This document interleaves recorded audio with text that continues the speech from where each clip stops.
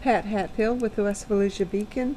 I'm in the Beacon offices here talking with Ken Goldberg, a local contractor who has been adamantly opposed to the passage of Amendment 4, Hometown Democracy. Ken, why do you think it is a good thing that this amendment has not passed? Well,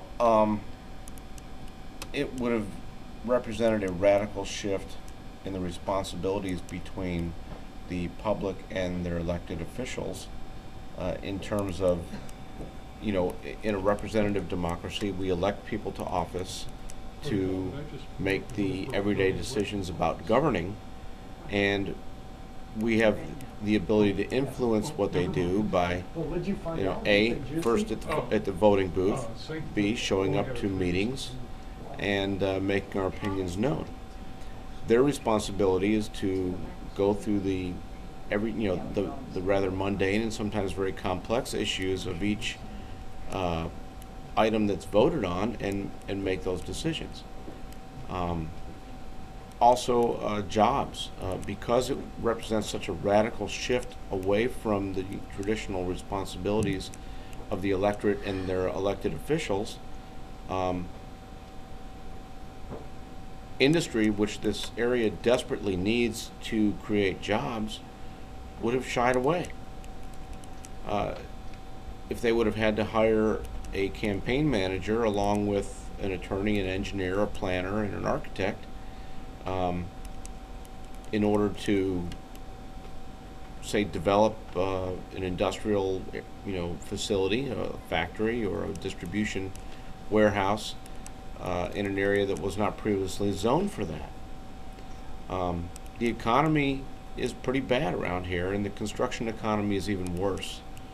I would gather to say in Volusia County, it's probably 50% unemployment in the construction industry. That represents a huge amount of people who are really, really hurting.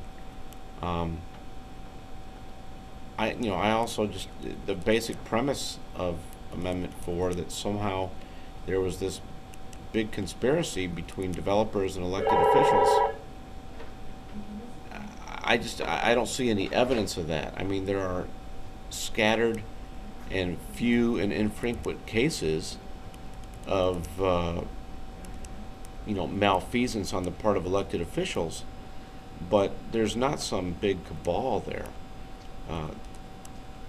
And I also look at, if you look at the person who's leading Amendment 4, Leslie Blackner, I mean, she's a land use attorney. Trust me, if Amendment 4 would have passed, she would have made out like a bandit.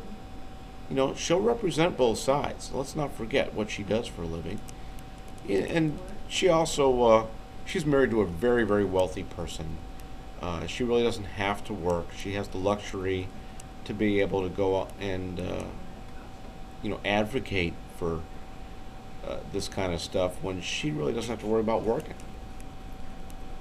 Hey, thanks, Ken.